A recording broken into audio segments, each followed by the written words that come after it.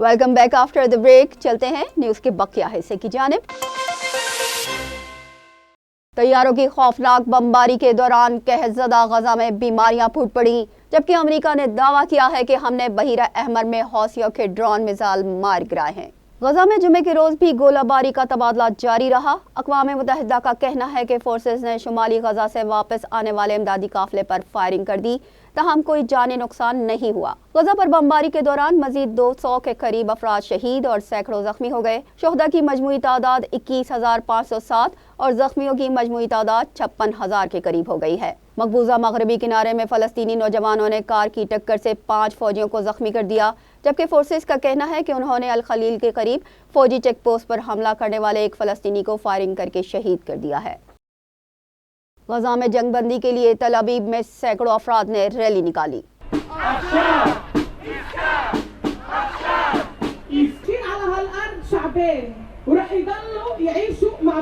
تل ابیب میں سینکڑوں افراد غزہ میں جنگ بندی کا مطالبہ کرنے کے لیے جمع ہوئے، جبکہ محصور پٹی پر اس وقت بھی شدید بمباری جاری تھی. شدید لڑائی کا مرکز مسلسل جنوب کی طرف بڑھ رہا ہے، جہاں لاکھوں بے گھر فلسطینی پناہ لیے ہوئے ہیں. مظاہرین نے 7 اکتوبر کے قتل عام اور غزہ میں جاری جنگ سے متعلق بھرپور احتجاج کیا.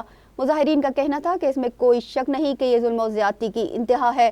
معصوم بچوں اور عورتوں کا بھی کوئی لحاظ نہیں کیا جا رہا. بھارت دنیا بھر کی جاسوسی سے باز نہ آیا. سعودی عرب میں بھارتی جاسوس بلاگر کو گرفتار کر لیا گیا ہے.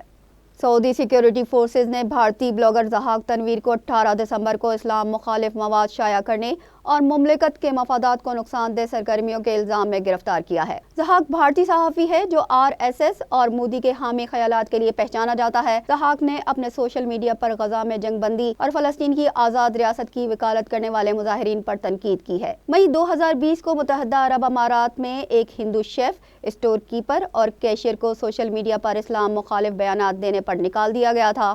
قطر میں بھارتی بحریہ کے 8 سابق افسران کو جاسوسی کرنے کے الزام میں سزائے موت سنائی گئی تھی، جبکہ بھارتی حکومت حال ہی میں کینیڈا اور امریکہ میں لوگوں کو قتل کروانے میں بھی ملوث پائی گئی ہے.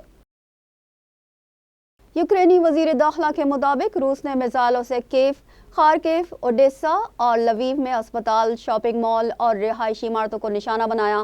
حملوں میں 30 افراد ہلاک اور 160 زخمی ہو گئے. غیر ملکی میڈیا کے مطابق تازہ روسی حملے کو یوکرین سے جاری جنگ میں بڑے فضائی حملوں میں شمار کیا جا رہا ہے. یوکرین کے صدر زیلنسکی کا اس حوالے سے کہنا ہے کہ روس نے یوکرین پر ہر قسم کے ہتھیار جو اس کے پاس موجود ہیں ان سے حملہ کیا، جس میں بہت زیادہ جانی اور مالی نقصان ہوا. جبکہ یوکرینی فوج کے مطابق روس نے 158 میزائل فائر کیے، جن میں سے 114 کو تباہ کر دیا گیا. دوسری جانب امریکہ کے صدر جو بائیڈن کا کہنا ہے کہ روسی حملہ ظاہر کرتا ہے کہ پہلے حملے کو 2 سال ہونے کے باوجود روسی صدر ولادیمیر پوٹن کے یوکرین میں مقاصد میں کوئی تبدیلی نہیں آئی. پوٹن یوکرین کو صفحہ ہستی سے مٹانا چاہتا ہے اور وہاں کے عوام کو اپنا محکوم بنانا چاہتا ہے. سعودی عرب میں اعلیٰ درجے کے سونے کے 70 لاکھ اونس کے ذخائر ملے ہیں.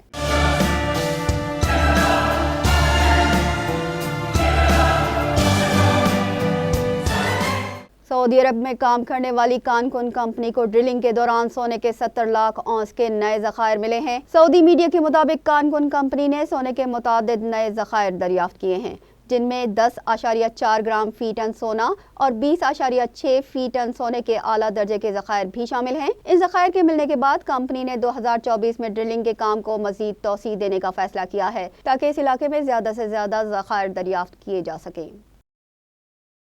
سعودی دارالحکومت ریاض میں کھجوروں کی پیداوار کے سلسلے میں 2 درجن سے زائد معاہدات پر دستخط کیے گئے ہیں.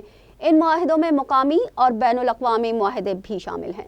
معاہدات کے نتیجے میں کھجوروں کی پیداوار بڑھانے کے لیے مجموعی طور پر $53 ملین کی سرمایہ کاری کا امکان ہے. سعودی پریس ایجنسی SPA کے مطابق یہ کانفرنس قومی مرکز برائے کھجور کی طرف سے منعقد کی گئی. کانفرنس میں کھجوروں کی فروغ سے متعلق 21 کمپنیوں نے شرکت کی اور مختلف معاہدوں پر دستخط کیے. ان میں چین کی معروف کمپنی علی بابا کے علاوہ بھی کئی ممالک کے نمائندے شامل تھے. سعودی عرب میں کھجور کے 36 ملین درخت کھجوروں کی پیداوار دیتے ہیں، جو تقریباً 16 ملین ٹن ہوتی ہے، جو ہر سال 116 ممالک کو سپلائی کی جاتی ہے. امریکی فوج نے اپنا خلائی روبوٹ جہاز 7ویں مشن پر روانہ کر دیا. 3, 2, 1. Engines full power and lift off.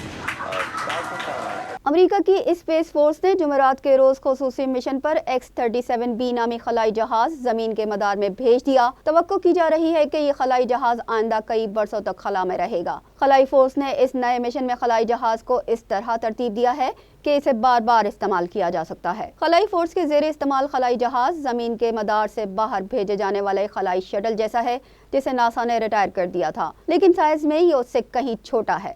اس خلائی جہاز کے ذریعے مخصوص نوعیت کے خفیہ تجربات کیے جا سکتے ہیں۔ خلائی جہاز پر کوئی انسان سوار نہیں ہے۔ پاکستان کرکٹ ٹیم آسٹریلیا میں جیت کی تاریخ رقم نہ کر سکی اور بلے بازوں کی ناقص کارکردگی کی وجہ سے اسے دوسرے ٹیسٹ میں بھی شکست کا سامنا کرنا پڑا ہے۔ میلبرن میں جاری دوسرے ٹیسٹ میں آسٹریلیا کے 317 رنز کے ہدف کے تعاقب میں پاکستان کی پوری ٹیم 237 رنز پر آؤٹ ہو گئی اور یوں اسے 79 رنز سے شکست کی ہزیمت کا سامنا کرنا پڑا۔ اس فتح کے ساتھ ہی کینگروز نے 3 میچوں کی سیریز میں 2-0 کی فیصلہ کن برتری حاصل کر لی۔ دونوں ٹیموں کے درمیان تیسرا ٹیسٹ 3 سے 7 جنوری تک سڈنی میں کھیلا جائے گا۔ پاکستان آسٹریلوی سرزمین پر مسلسل 16واں ٹیسٹ میچ ہارا ہے، جبکہ اسے مسلسل چھٹے کلین سویپ سے بچنے کے لیے سڈنی ٹیسٹ میں لازمی کامیابی حاصل کرنا ہوگی۔